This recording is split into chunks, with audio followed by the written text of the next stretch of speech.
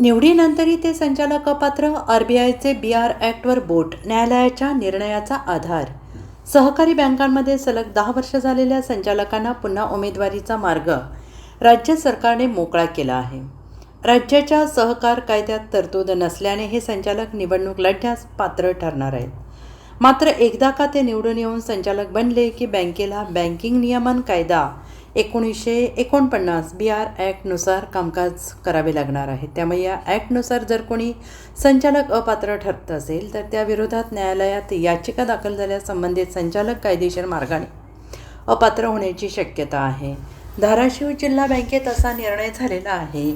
यामुळे सलग 10 वर्ष पूर्ण झालेले संचालक जरी पुन्हा निवडून आले तरी अपात्रतेची टांगती तलवार कायम असणार आहे.